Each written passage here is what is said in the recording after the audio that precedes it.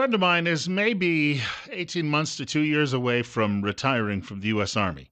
I think I think the last time I saw his post on Facebook about this was he was still a couple of years away, and it's got about done, I think, about 18 months to go. And he's serving as a colonel and has served in both wars, Iraq and Afghanistan. Multiple times he's been overseas, duty there, has been serving in Alaska for the last several years as well. And so he's used to dealing with the elements, and he used to actually serve at Fort Drum, which of course is not quite as cold perhaps as Alaska all the time, but he's used to dealing with a lot of the elements. He has a post at Facebook today, and maybe because he's relatively close to retirement, he says blaming guns for what happened in Orlando is a bit like blaming the gas that was used by the Nazis for the deaths of the Jews in the camps. 8 minutes after 9 o'clock. Bill Colley with you on Top Story on News Radio 1310, KLIX, and newsradio1310.com at 63. That should tell us that there is not a lot of confidence in the American military and the commander-in-chief.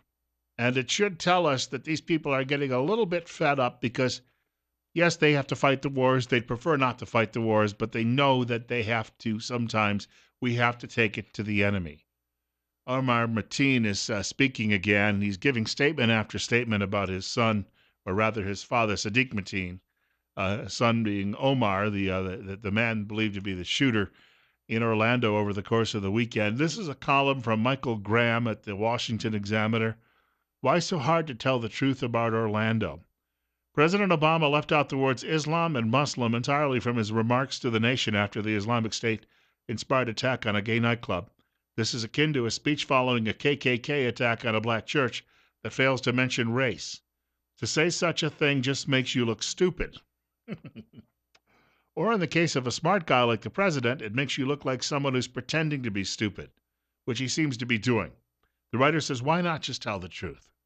Defenders of this inept form of political correctness argue that admitting the truth about Islam would undermine the Obama White House's strategy for dealing with Islamist violence. And then the writer says, and that strategy would be what? He goes on to write, there is no downside for American politicians admitting the obvious about Islam. You know, this morning I'm in a running battle on Facebook with some spineless lefty saying, oh, it would be wrong to go to war with these people and kill some of them. That would be mean-spirited and rotten and awful. And it would only inspire more of them. Where is your evidence? It's the same thing.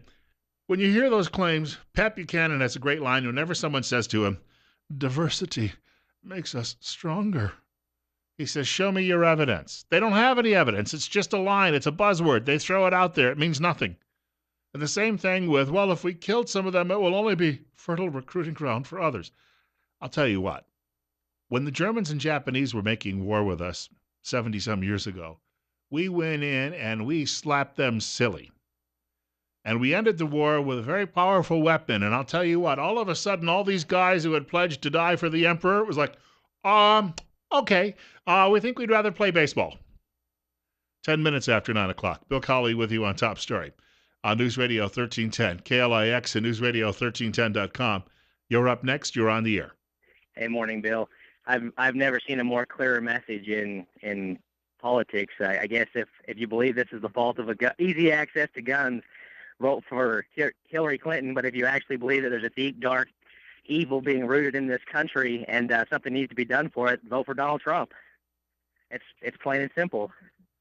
Mr. Trump, for all of the warts he may have as a politician, has made it pretty clear, and from the beginning on all of this, you realize the Clinton team has postponed a lot of its big kickoff for its campaign because they know how bad they look compared to Trump right now. That's absolutely right. Well, all he has to do at this point is tell the truth. No spin, no nothing, no grandeur, just the truth, and he will. It's a win for him. I thank you much for the telephone call. This was Trump. I shared this at the top of the show this morning. That man yesterday was sick with hate. You have many, many people, thousands of people already in our country that are sick with hate.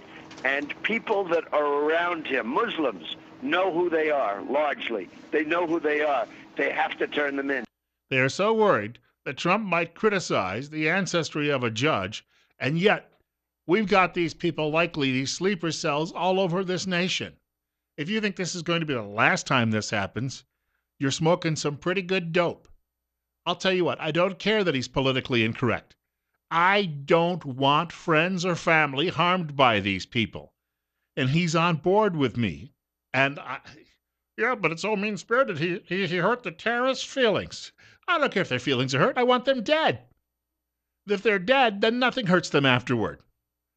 Then they don't ever have to worry about someone calling them names.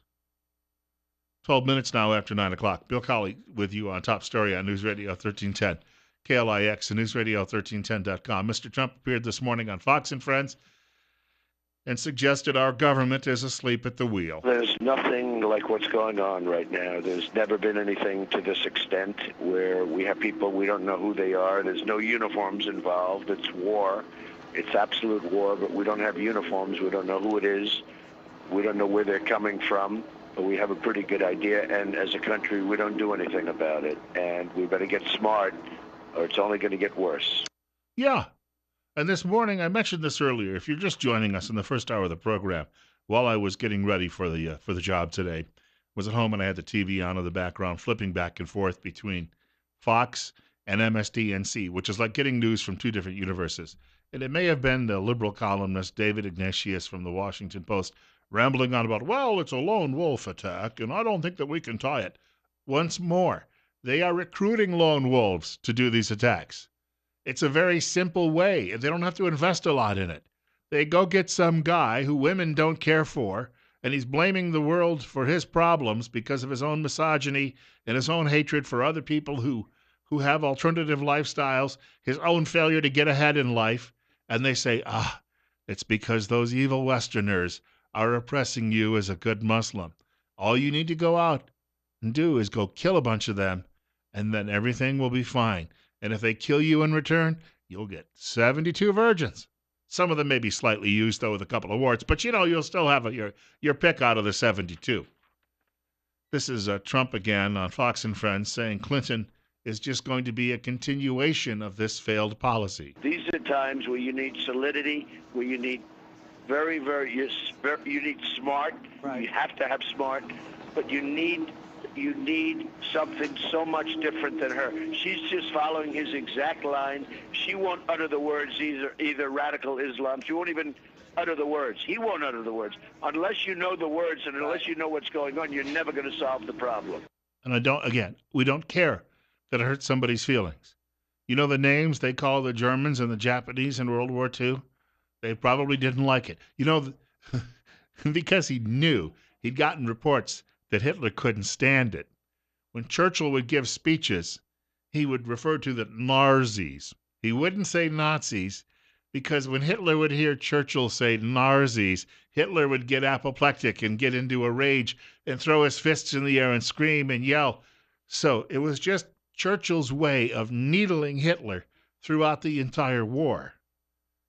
And then when they were called by the British troops, they were called the Jerrys or the Heinies or the Krauts by the Americans, or we referred to the Japanese as the Japs. Yeah, it probably hurt somebody's feelings somewhere in liberal land that wouldn't be allowed anymore. But for crying out loud, we were trying to save Western civilization, and we're trying to do it again. And yet, but Donald Trump has said such mean things, and these people are going to need therapy. How can these terrorists go out and do their job if they're constantly on the psychiatrist's couch? Well, that's a good question, I guess, and maybe we should insult them more often. This comes from Joe Lawler, writing also at the Washington Examiner. The massacre in Orlando is ruining Clinton's plans for a high-profile general election campaign launched this week, forcing the cancellation of a banner event Wednesday in Green Bay with President Obama. Yes, we're here to apologize for our country being bad, and we're going to go door to door throughout Wisconsin and take all of your guns away, and then everything will be better. Thank you very much. They know right now that if they go out in public, they cannot defend the indefensible. So they're going to hunker down and hide for the next several days and hope it all just goes away. The Clinton presidential campaign indicated Sunday that it was postponing plans for the event without immediately providing a rescheduled date. And then you wonder if she's getting her talking points directly from the White House. Clinton had described the shootings in Orlando as an act of terror and an act of hate. Just is the same thing the president said. Although, did you hear him at the very end of his remarks? He said something about, God bless America, or, may God bless. I'm surprised that the folks over in the ACLU haven't had a cow about that and started saying the president cannot invoke God, because Terry Branstad, the governor of Iowa, has called on a 4-day. He can't enforce this. This is not law. It's just a suggestion coming from his office. He wants a 4-day Bible reading marathon at the end of this month in all 99 counties of Iowa.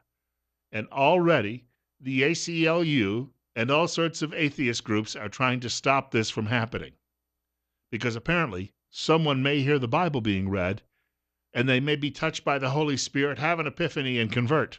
And we can't have that now, can we? No. Christianity bad, Islam good. You got it? Christianity evil, Islam is the religion of the oppressed. You got it? That's Lefty's view on all of this. 917, Bill Colley with you on Top Story on News Radio 1310, KLIX, and newsradio1310.com. If you saw Bernie Goldberg last night on television with Bill O'Reilly, Bernie Goldberg was saying that the media shares the same attitude with Obama, that it's all the fault of the gun, that the gun did this, that evil gun out there has to be taken out because that evil gun is responsible for what happened. And he's spot on, because this is from the Washington Post. In fact, this is a criticism of the Post from the Daily Caller. The Post is listing a smattering of useful gun trivia notes in the process to trivialize those who are dead and wounded in Orlando, such as these. Shooting sprees are not rare in the U.S. Or how about this? Active shooter events have become more common in recent years. They don't have any evidence for that, but there's just more television coverage and more internet coverage, so it seems that way. America is an unusually violent country, although not nearly as much as it was just 40 years ago.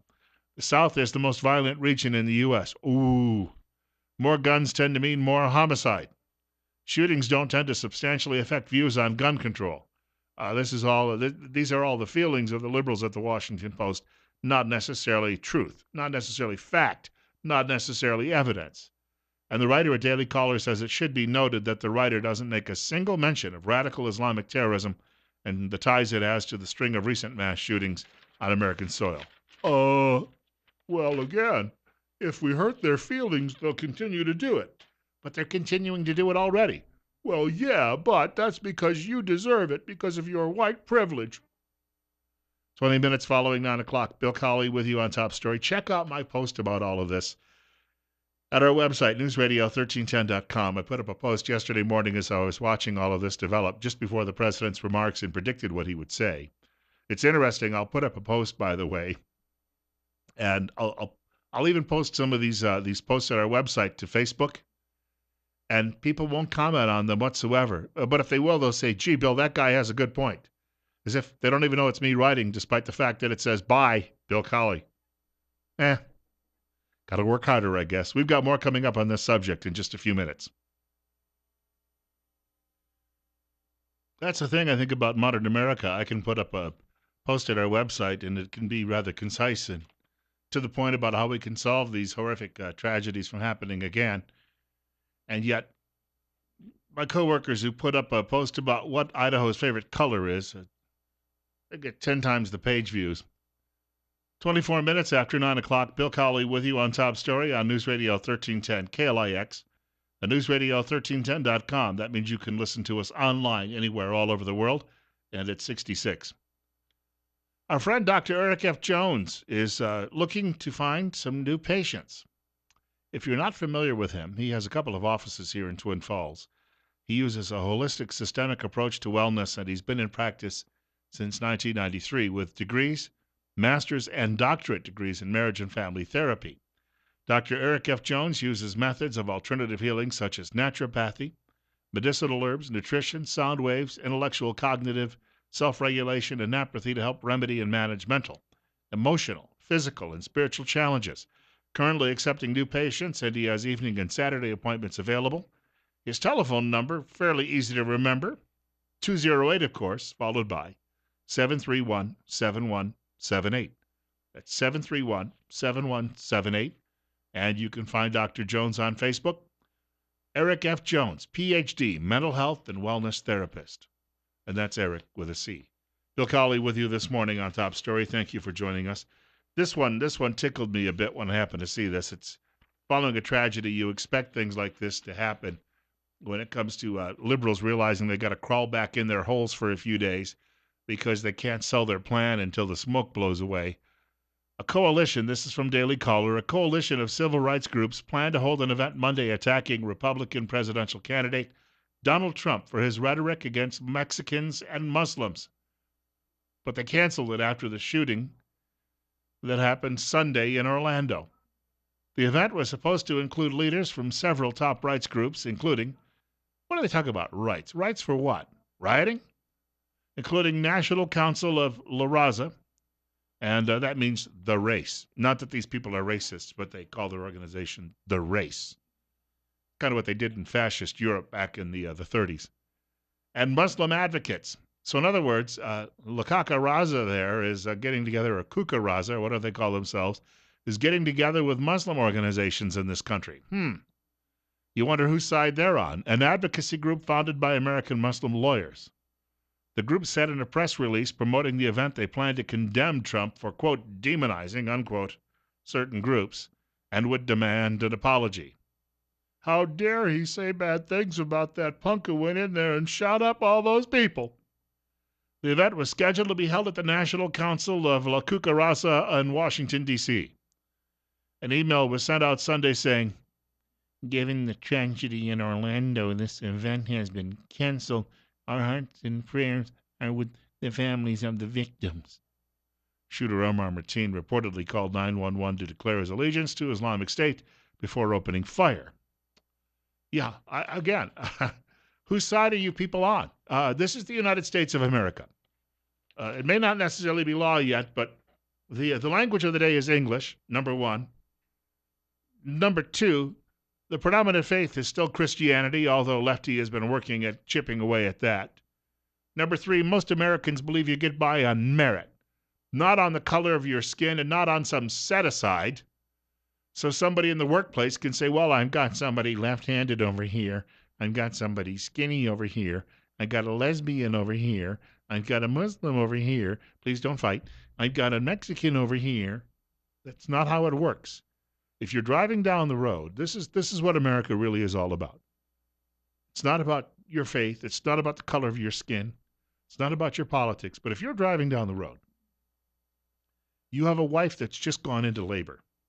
You come up to an intersection and you see signs going in different directions for hospitals. If you look to the left, the sign says, Hospital A, we practice affirmative action. You look to the right and the sign says, points you in the direction and says, Hospital B, we hire the best available staff. Where are you going to go? See, that's what America is really about. It's about merit. It's not about dividing everyone into all of these groups so they can all whine and claim, I'm not getting enough from the government. I need a reparation check, and I want it now. And I didn't get that job because they didn't like the color of my skin. My 88 IQ didn't help either, but it's all about the color of my skin. So I'm going to demand they give me a lot of money. And then I'm going to go buy some crack cocaine and smoke it.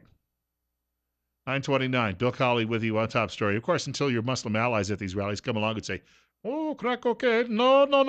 Bang, bang, bang, bang, bang, bang, bang, bang, bang. ISIS is doing that to guys who smoke cigarettes. Did you know that? Guys who've joined ISIS and who've been caught smoking cigarettes have been killed. Meanwhile, in Afghanistan, which, of course, was the home country of Mr. Mateen's father, this tells you the type of people we are dealing with. They are still in the Stone Age. A couple of weeks ago, this was I've linked to this on our website. A couple of weeks ago, there was a fellow in Afghanistan. His cousin apparently was a snitch.